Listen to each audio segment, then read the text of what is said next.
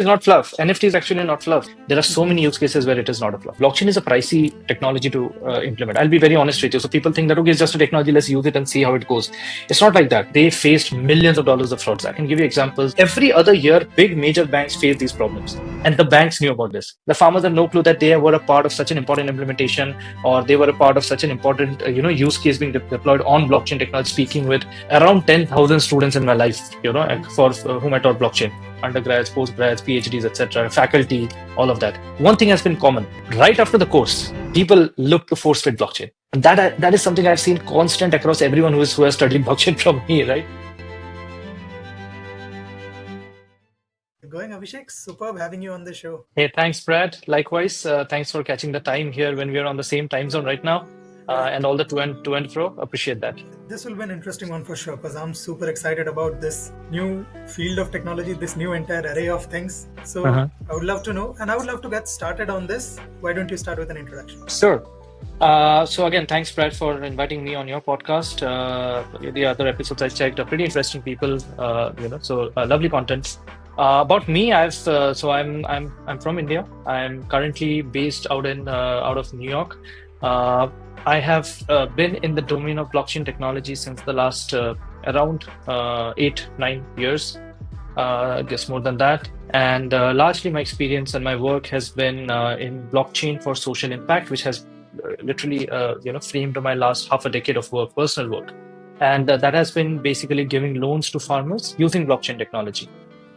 While doing that, we became India's largest blockchain platform with over $600 million worth of tokenized commodities on the blockchain, and creating an impact in the lives of more than 35,000 farmers at the time, giving them loans at the lowest interest rates in the country, making their lives phenomenally better. And that gave us a lot of purpose in using this technology, which we had not thought that we'll be able to use, or I personally never thought that I'll be able to use this for something like this, where I could create an impact. I worked in products where I was doing, good for traders or, degens and stuff, but not for such a niche community, right? Apart from that, I've in blockchain, I teach blockchain because when I started in this industry, there was a huge dearth of content. So I started creating content, I started teaching people. I work with a few universities as a faculty to do so.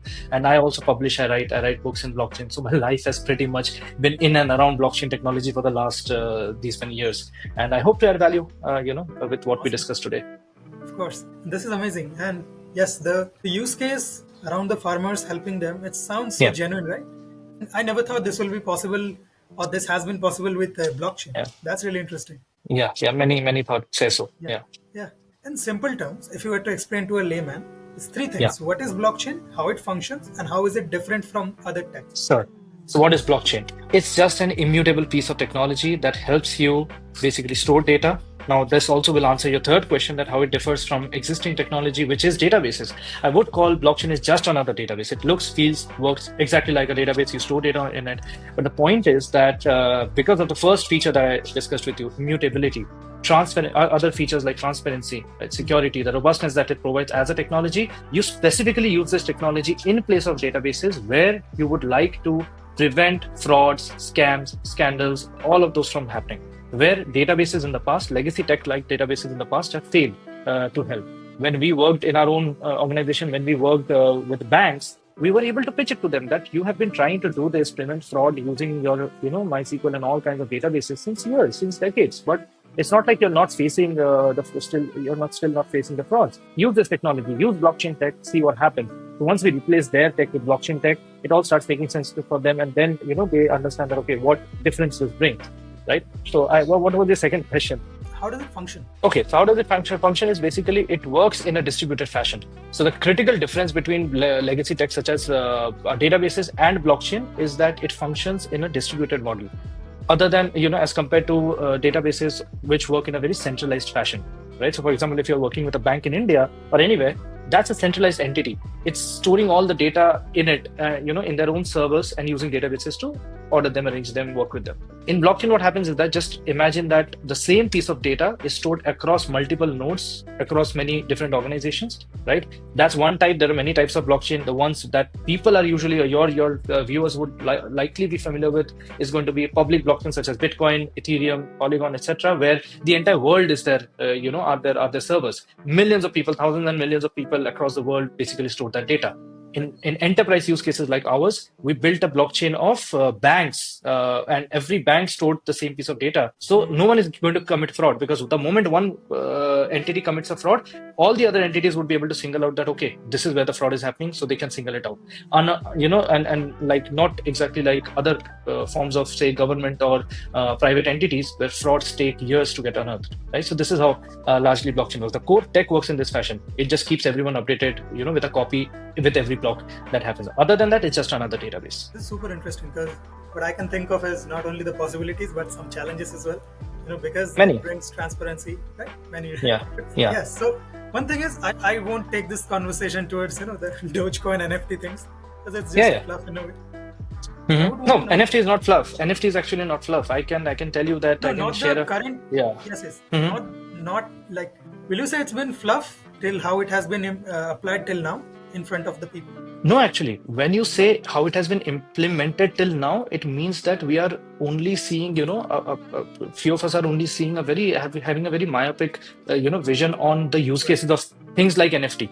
Okay, Dogecoin is very different. Dogecoin and all those, cryptocurrencies, some are termed as, meme coins, shit coins, everything.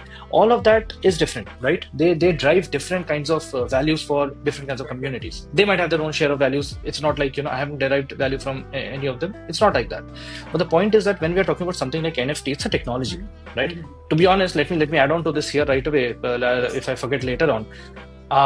So this first time happened when I was actually giving my earlier this year we did a TED talk. I was invited for a TED talk, which is where I think it was the first place where I said this sentence and this line that I have been working in the domain of blockchain technology for like half a decade, more than that, right? Many people were in the audience and everywhere else who are viewing it, across, right? So, but the point is, people working in blockchain is fine. But I told them that in India, when we started 5 years back, 6 years back, in India, many people don't know this or don't realize this, that my farmers, right, what they were doing is they were storing crops and taking loans against them, right? But how did they do this? They have no clue. They have no idea. But I can give you an idea, right? And I told this in the talk that, even way before I minted my first NFT, which could be it could be an art or a song or something. A very plain thing, vanilla thing, right? Or anyone in the audience could have minted their own first NFT or bought or traded their own first NFT. It was my farmers in India, farmers who are technically non-savvy, right? But they were the first ones very early on, way before us, to own and hold NFTs. Right, their crops are being minted as NFTs. Basically, not NFTs; they are SFTs, semi-fungible tokens, but very similar to non-fungible tokens for the non-tech audience. And so they were holding their own NFTs in their wallets way before I, as a blockchain person. A person from the blockchain industry did, right? So this is the big thing, and they have no clue. The farmers have no clue that they were a part of such an important implementation, or they were a part of such an important, use case being deployed on blockchain technology. They don't know blockchain, they don't know NFTs. They just know that they are getting loans at very cheap, interest rates. So that's where. So it's not a fluff. It's not a fluff. Yeah, to some extent, some scams might make it seem fluff. There are so many use cases where it is not a fluff. Right. Absolutely. And I was about to come to this towards the end as well, in terms of the core implementations or applications of the tech, the NFT tech, and you explained it already. Yeah. Most about the fluff, I was talking about those. I know. Those vanilla things, as you mentioned. Yeah. Correct. I would love to know more about this. In a way, you can say saves significant amounts of money for farmers and helps them with significant loans. And in a way, you protect banks against frauds as well. Correct. What I was interested in was, how did you address this initial, skepticism and encourage this adoption from both sides? That's a good question. Yeah, that's a pretty good question. So when I was at Whrrl, when we started, right, what we did was basically, and I'm pretty sure that Whrrl continues to do so as they onboard more and more banks, on the platform. What Whrrl did was basically they were able to quote, they were able to show a difference in the lives of the banks, that blockchain technology could bring. So that was a huge addition, and that drove our vision in front of the banks. So what happened was, for example, they faced millions of dollars of frauds. I can give you examples like, in China, Qingdao port, scandal in China, $670 million. Popular banks, Standard Chartered, Citibank, they were under it. They faced the brunt of it. Then NACL scam $1 billion, 5,600 crores Indian rupees in India, 2015, I guess, 2017, 13 access world fraud. Every other year, big major banks face these problems. And the banks knew about this. The moment we were able to showcase to them that, okay, this is what blockchain can drive for you, take a pilot program, see what we can do, or what blockchain as a technology can do. We are just a provider, we are just a facilitator, right? See what it can do, and then decide, right? And then decide, and then see that, how everyone is on the same page, how the tech actually works, with very, very minimal cost, you can implement a pilot. That's how they started, coming on board. That even we thought that it would be very difficult to bring banks, because the number one thing we know is that banks and crypto, blockchain, etc. don't work together, right? And also another major thing was that we did not use crypto. Banks have a huge problem, or had a huge problem with crypto. Okay. But now RBI has come up with e-rupee, Yes. and other countries have done so as well. So they are kind of getting familiar around it. But honestly, banks were against cryptocurrency as a use case, but not blockchain technology. So we did not even touch crypto. We touched what Whrrl and Bru Finance. So there's the brand of Bru Finance. What we did there was we connected TradFi and DeFi, right? So traditional finance and decentralized finance later on, in our entire product life cycle.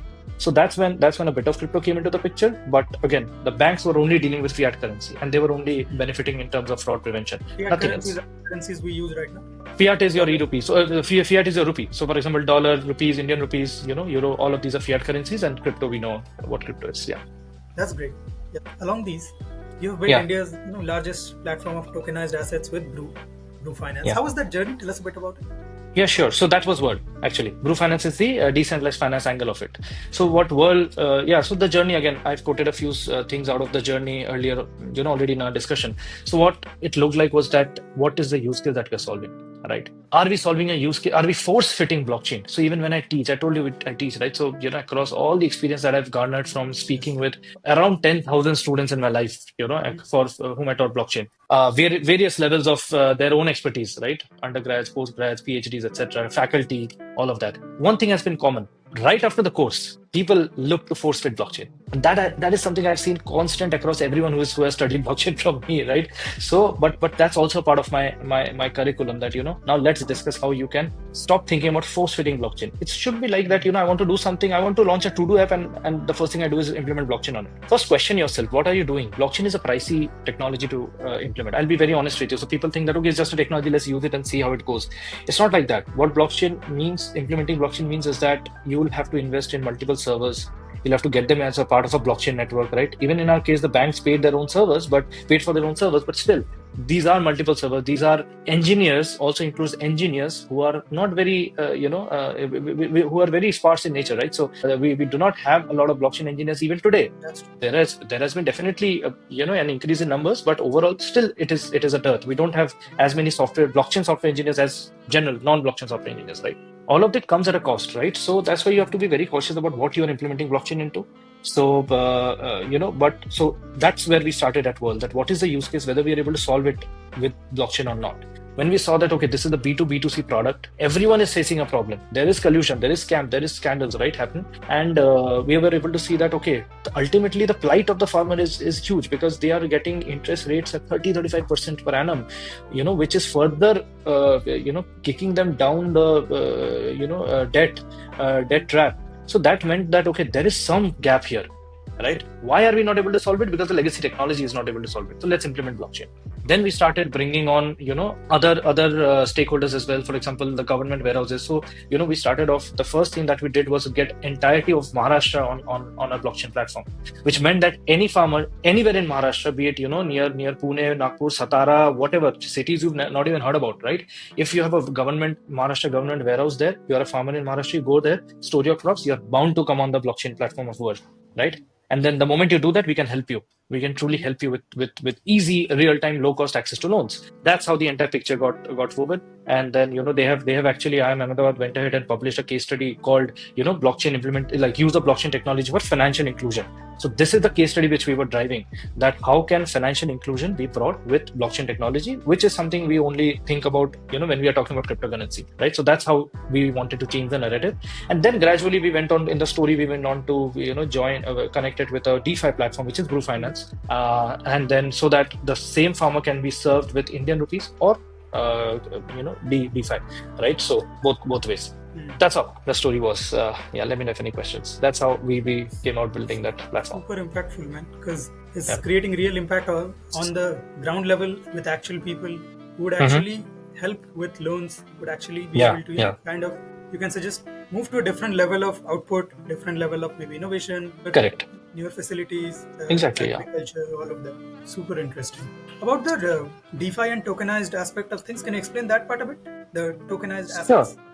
Sure. Not to go into a lot of tech stuff to, not make it complicated for the users of this particular podcast. But so what happens is basically, you see, tokenization is basically representing an asset in very layman terms, right? Not even going to finances of it. Tokenization is basically representing an asset, a real world physical asset in a digital format, and making it much more liquid than it was, right? That's what we did. So that's tokenization. Tokenization has been, going very, very hot right now. Tokenization as a domain, as a part of blockchain industry has been going very hot right now. A lot of money is being poured into this. There are more than $1.7 trillion worth of assets, I guess, if I'm not wrong about the number. These numbers are might be old also. So that's the kind of real world asset that's there. Now, once if we get to tokenize a huge part of that and then bring it onto blockchain, immediately the liquidity of the for those assets increases, and that's what you want to do in life, right? You want to deal in liquid assets, right? So that's why these assets were tokenized. Not only, number one, firstly, to give farmers better access to loans, much better access to loans in terms of price as well as time, right? That reduced from 15-20 days to less than 15 minutes. Right, I'm sitting here, I see a farmer coming into my cycle, and then the 15 minutes later, I see that the bank has 10-12 minutes later, I see that the bank has approved the loan, and the loan has, because of the India's digital infrastructure, such as UPI and all, NEFT and other core infrastructure, which is already there, which has nothing to do with blockchain. The bank was able to tie both the stories and give them the loan, in Indian rupees into their bank accounts, directly transfer into the bank accounts in 12-13 minutes. So that kind of, and I've talked to people, to farmers there. Believe me, this was revolutionary for them. They talked to us. They do tell us that, okay, we have never seen this in our lives, right? We don't know what technology you're using behind, but in Hindi they said that aaj tak kyun nahi hua, right? And basically why this didn't happen before, if India is such a big country, and farmers have been an important part of this country since forever, then why did no one think about us before? We didn't. We started thinking about them, and then we were able to implement the technology. It's not the other way around, right? That we had to implement the technology and we just brought in farmers. It's not like that, right? So so tokenization is when you do that, you get more liquidity, and the moment you do that, it can be for farmers giving them loans, or it can be for any investor who wants to just invest in more liquid assets, get better interest rates, invest in social impact-based causes, or bonds, etc. Much deeper use cases. Might not discuss it at length here for the audience, but that's what the benefit tokenization gives, to assets, any assets. Right. So if I've understood it, you can say, like, if there's a physical world thing, a real world thing, and you have to kind of represent it on the blockchain, you will tokenize it. We'll tokenize it, and then that will help us, because it's now a token, right? Now you can bring in more stakeholders.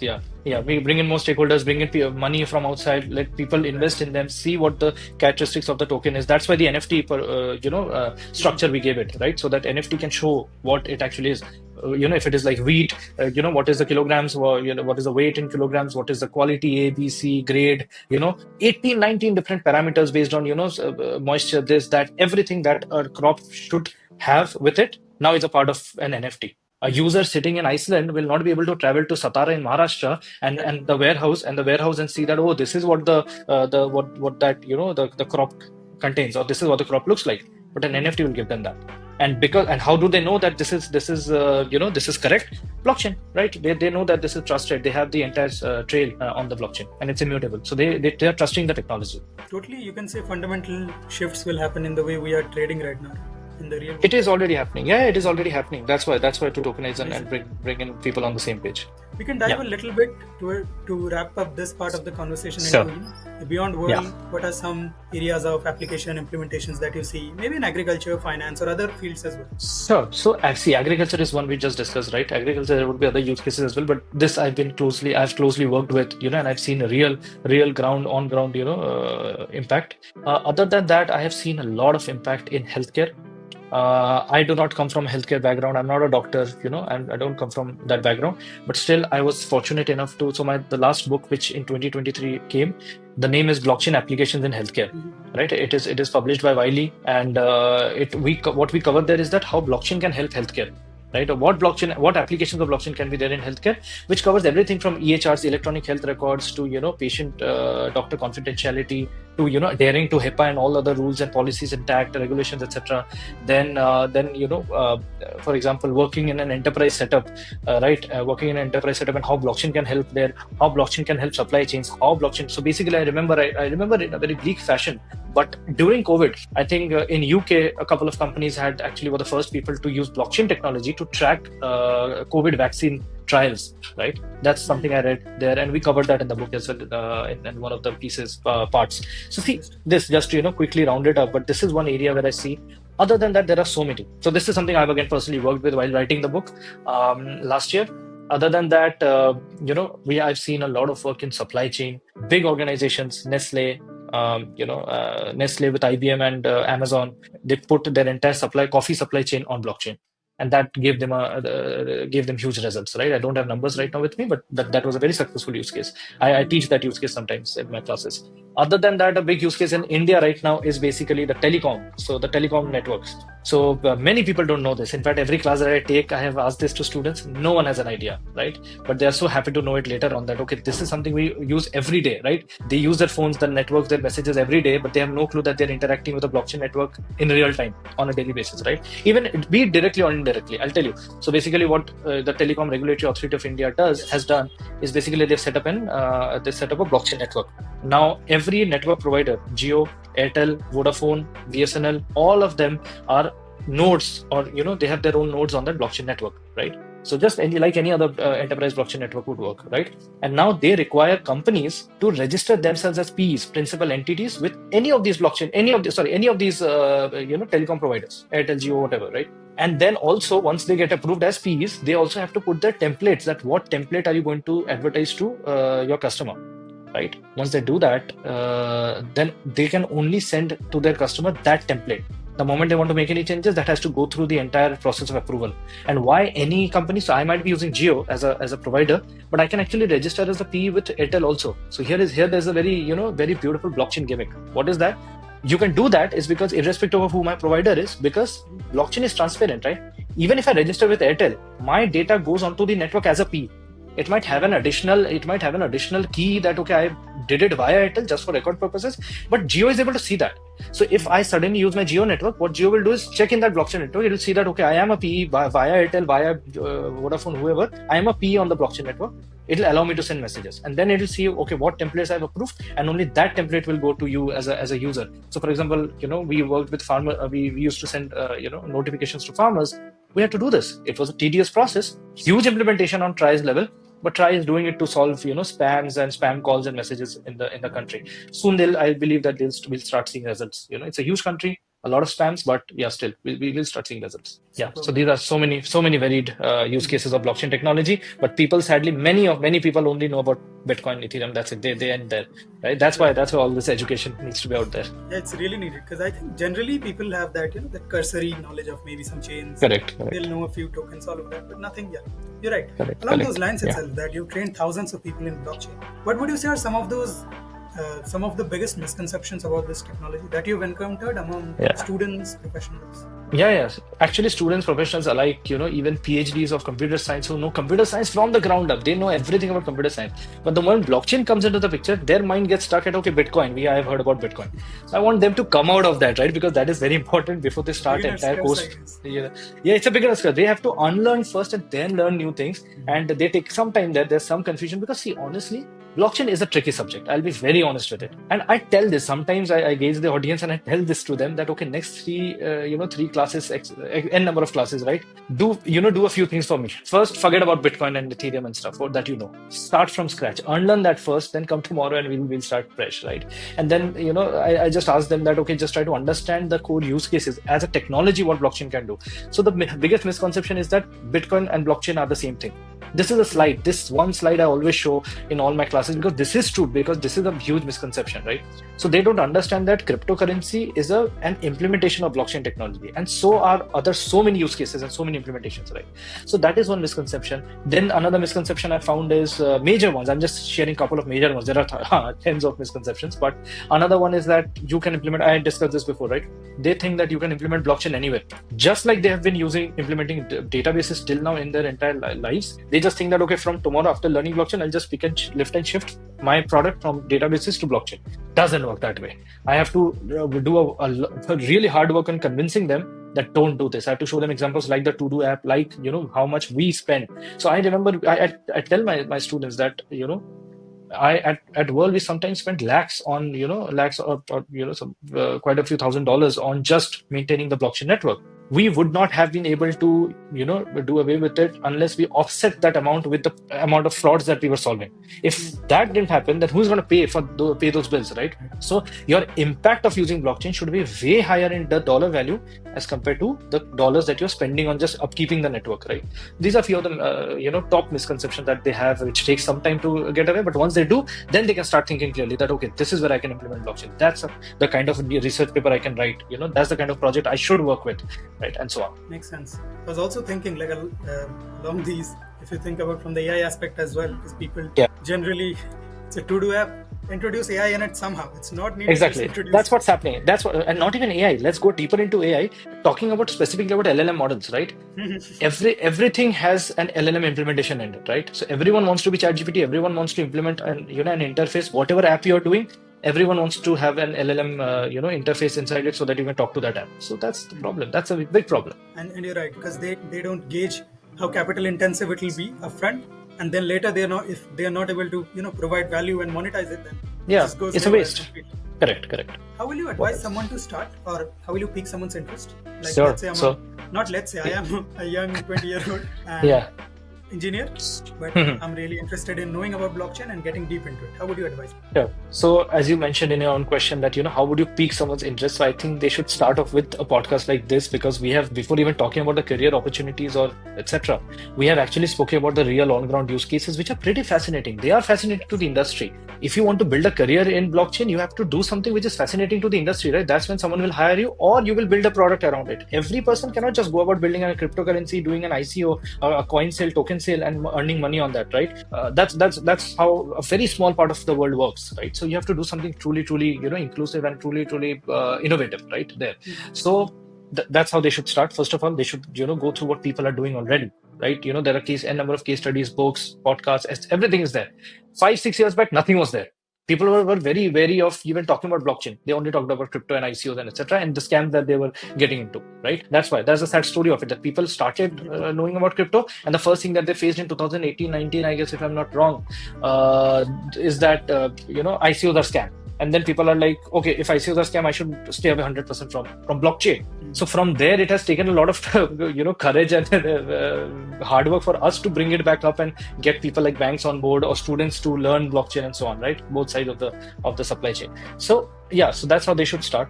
Honestly, even today, I have been telling this every time I take a class, everywhere I take a class, be it India, US, wherever it is. I have seen that people, there is still a huge dearth of blockchain engineers.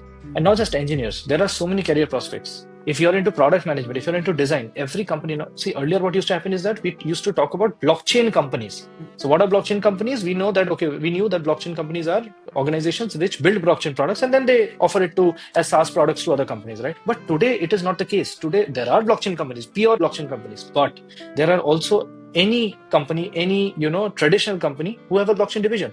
Just imagine. When I told you in India at a huge level, like at the telecom sector, if all these companies needed to implement blockchain technology, do you not think that Jio, Airtel, Vodafone, BSNL, all of them massive companies, do you not think that they would have had to set up entire blockchain teams first, right? At least some people there, right? They also outsourced a part of it to Tanla Networks or Tanla. I think there's an organization called Tanla who actually built the blockchain network here for Try. But still, they need to have that expertise in-house as well, right? But Airtel, Jio are not blockchain companies. So how does that work? So now you should basically start targeting those companies and those profiles where companies really need engineers plus product guys, plus designers, operations people. All traditional roles have been lifted and shifted to blockchain roles as well, right? So the only difference is that to be able to excel in those roles, you should have a basic understanding of how blockchain technology works, right? Otherwise, you will not be able to sell the product, right? You will not be able to make the customer believe that this is the product they need and not a database product that they might have been using since forever, right? So these are the roles, and that's how they should go about it. They should start, if they are very technically inclined, there are so many resources now to learn blockchain development, right? If they're a product person, they can do so. They just need to interact with more and more blockchain products, do a product, a rundown of all the few products that are really running well in blockchain, and then they become a better product person who knows blockchain technology, right? That's how. Design, for example, design works very separately in blockchain products. You'll see, the moment you open a blockchain-based products website, you'll see there's a difference. There's a different feel to it, right? There's a different design to it. The way blockchain products work, because they need to go one step ahead and connect to a wallet, and then they need to show extra because they need to take care of the seeds, etc. Not going into too much technical stuff, but the moment they need to do so, they need to have more design interactions. They need to design more interactions in the app or in the website. So that's why designers who have used these products do really well when it comes to building blockchain products. Yeah, so these are the rules. Yeah. I guess that's how they can start. In terms of just product design, maybe the IA matters so much here. The onboarding has to be really great. Yeah, correct. People can mess up. It's a new tech. People can mess up, and as a company, you won't want that. Totally. Correct. One of the hesitances that I've heard from people around me is that I think that the dearth of knowledge around the possible roles and how this will evolve. And in one line, can you just tell us a bit about that? Just simply, as in the roles that are possible. Sorry, I didn't get you. Dearth of what? Dearth of the roles or the fields in which, by learning this technology, they can adopt. Like, for example. Yeah, anywhere. Supply. I told you, right? Anywhere we discussed. If you're talking about the fields and domains would be supply chain, healthcare, infrastructure, telecom, everything, right? If we're talking about the roles, we've already discussed, right? Any role that was there traditionally available, now they can come in here. They don't need to do a lot of work. Their only starting point should be to know about blockchain. To understand blockchain at a core level. If you're not a developer, then don't learn the blockchain development parts of it. Just go to the other use cases part of it. Once you're able to understand a use case in blockchain which is currently existing, say for example you want to know how blockchain is used in supply chain, go and take a look. It's a Harvard Business Review case study on Nestle. Nestle's use of blockchain technology in coffee supply chain. If you want to know how it is used in finance, go and read the IIM Ahmedabad's case on us, where we've used it for financial inclusion in agriculture sector. There are so many use cases now already. Just use them, read them, use them, understand them, and then implement this, similar tactics in a different industry altogether for supply chain. Probably the roles are not anywhere, or currently you can say it's not pinned to blockchain specifically. It's not technology that's adopted everywhere. Now, because it's being adopted at such a niche level, so people can just switch across different roles. Question to kind of zoom out, which is given your experience in working in different countries and different other global outlooks as well. How do you see the current adoption and the regulation making things happening in India, or how do you see the future of India in this? Yeah, good question. So basically, earlier it was very great, to be honest, but when India started, a good or bad, it's very subjective. So what India did was, India first of all, created entire national blockchain framework policy, right? They did that. It defines a lot, on how blockchain technology should be used. RBI started creating, because there are so many financial use cases. See, blockchain you'll see, because we are talking about scams and frauds, right? So blockchain you'll see being used mostly in finance, right? Finance to start with, and then all these other domains industries that I talked to you about. So basically, RBI started creating sandboxes for new blockchain products, to try themselves out to a limited set of customers without hampering the entire Indian payment infrastructure network, right? Other than that, India's e-rupee implementation, right? RBI's e-rupee implementation, though that does not use blockchain, by the way, as far as I know, it doesn't use blockchain. It's very, concerning that how these are called central bank digital currencies, CBDCs, right? So, there's China has its own, I think, or E1, something like that, right? And similarly, many countries have it now. Ours does not use blockchain, sadly, but still uses certain features and characteristics of blockchain networks or just distributed networks. So that's a good start. So Indian government has started understanding these technologies to some extent. Other than that, they've started working with, for example, banks and the Maharashtra government who worked with us. It's still government and bank, the combination, which was completely, you would think that not to even touch when talking about crypto and blockchain, but they came on board. So they have started, accepting use cases in which are built using blockchain technology, right? So all of that now has started working, and these regulations now are much better. One problem is that India also did tax our crypto, in and out a lot. Both sides taxed at 1% is huge, right? Now what that has done is basically that has made companies move out of India, like Wazirex, Polygon, etc. All of them have just completely, moved out of India to Dubai and other places where the jurisdiction is better. But to some extent, at least, this cleared out the gray area. Earlier, people used to think that I do something as a company and I'll get jailed. I'll go to jail, right? At least that has gone. So whoever is working in the country is able to work in the country with a peace of mind, is able to understand what the policy says, and is able to navigate around it. And if your solution works, it works, right? If not, they are leaving the country and going somewhere else. So that's how it's looking. But yeah, the overall Indian government support to blockchain products has been huge. So I always say this, we were recently at Singapore FinTech Festival, right? Which is one of the largest fintech. It is the largest fintech festival, in the world, right? Happens every year in Singapore by Monetary Authority of Singapore. So even Whrrl was there. So I had a talk there. Just I think a couple of years back. Or 2-3 years back. So our honorable Prime Minister Narendra Modi, he was delivering a talk there, and he said this. So I usually show that a snippet in my classes as well. Even though he joked about it, but still he started speaking about it, right? It's a huge thing. So he mentioned that if you want to, in a very nutshell, I think we're running out of time, right? So in a very nutshell, what he said was that if you want your investors to empty their pockets in investing in you and funding you, you just need to tell them that you're using blockchain technology. It doesn't happen that way. He knows it. We know it, right? Everyone laughed around it. Everyone in the audience were actually laughing around it. But that's the whole point. If the Prime Minister of a nation which has been in a gray area is now saying that use blockchain technology, you have my confidence in it, right? And I'm accepting, or we as a government are accepting the products and services and solutions, it gives a huge green flag to it, right? So I think that's where India is going. Other countries are also somewhere it is more, somewhere it's less developed. But yeah, many people are falling now in place and creating policies to able to handle how to use these products, these new age products using blockchain technology, which we don't understand, but have to understand to be able to get citizens on board. Amazing, man. Yeah. Towards the end, just the final question. Sure.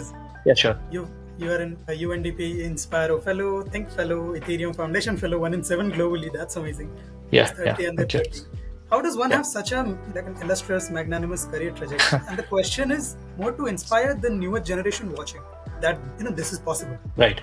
Honestly, I'm still not sure about the illustrious career or something. It's a very early start to the career. I am still, if you're seeing it, I'm not seeing the illustrious, the illustrious part yet. Okay, so I'll be very honest with you. But okay, jokes apart. In fact, to close it, out of all these things that you mentioned, I would just say that, okay, you mentioned the tags that I've got, right? UNDP INSPIRO Fellow, Ethereum Fellow, and then Forbes 30 under 30 is probably my biggest achievement is, coming on the Forbes list. But how did that happen? Because of the same work that I did in helping farmers use blockchain technology to create an impact in their lives, right? The Forbes recognition is also in social impact, right? In India, in Asia, actually, that's Forbes 30 under 30 Asia social impact. So the whole thing is this. So it's for that work. The UNDP INSPIRO Fellow is because we worked with UNDP, because UNDP was interested in how we can implement blockchain to help farmers, a niche category, a niche customer or population like them. Same for Ethereum. Ethereum was, why am I an Ethereum Fellow? Because again, Whrrl was a part of it, right? So they were very interested in how to use. So their entire program was called the Next Billion. Why was it called so? Because now Ethereum is across millions, right? Millions of people use Ethereum. Now their next objective has in the last 3, 4, 5 years has been to how to make Ethereum reach the next billion. And what better way to do that than to target a population of 1.5 billion people, right? Even though our solution is not targeting 1.5 billion Indians, just the farmers in India, but still that's a start that they wanted to have. So again, the same thing. So basically, I believe that what has really helped me overall in my career is to understand the technology first and then understand what I can do with it. And keeping that, let's make some impact. I can create another, event app. I can create another ticketing app. I can create another to-do app and all those things. But I have been doing that. I've been selling insurances before I was a part of Policybazaar. I handled a product there.